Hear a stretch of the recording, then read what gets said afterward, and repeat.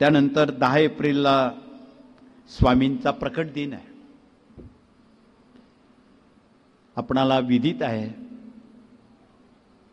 भगवान श्रीकृष्णांच्या द्वापार युग संपत नाही तर निमित्त झालं आणि त्याचं औचित्य ठेवून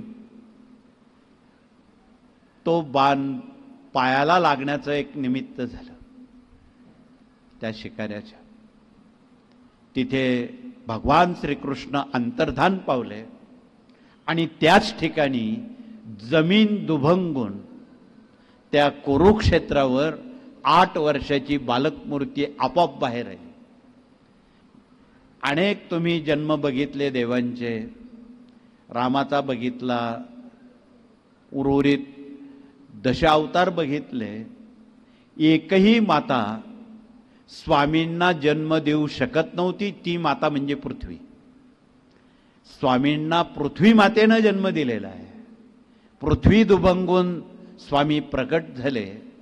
छेलीखेडे गाव, पंजाब प्रांत आणि त्या कुरुक्षेत्रावर जिथे युद्ध संपलं भगवान श्रीकृष्णांचं, त्याच ठिकाणी धरणी दुभंगली आणि भगवान स्वामी महाराज त्यांचं प्रकटीकरण झालं. तो दिवस द्वितीया. म्हणून आपण 10 एप्रिलला स्वामींचा अवतरण दिन म्हणून, प्रकट दिन म्हणून, यात त्यांची समाधी नाही, जन्मच नाही तर मृत्यू कुठून. त्यांनी समाधी घेतलेली नाही. जशी तुकाराम महाराजांची समाधी नाही, मुक्ताईंची समाधी नाही, तसं ते तर संत होते पण हे तर परब्रह्म आहे. म्हणून त्यांची समाधी नाही. लौकिक दृष्ट्या तो मानवी देह समाप्त करणं हे नियतीचं लक्षण होतं. त्यासाठी त्यांना ते एक नाटक करावं लागलं तात्पुरतं.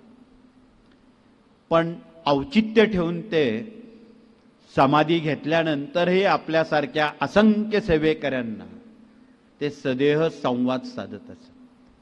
कुणाला 8 दिवसांनी, कुणाला महिन्याभराने, कुणाला वर्षभराने स्वामी सदेह संवाद साधत होते. म्हणजे ते आपल्यातून गेले नाही हे ठामपणे त्यावेळी सेवेकरी आणि आजही सेवेकरी सांगतायत. हे वास्तव आहे. म्हणून मैं गया नहीं, मैं जिंदा हूं या वाक्याची आजही प्रचिती येते. यामध्ये अजिबात बदल नाही.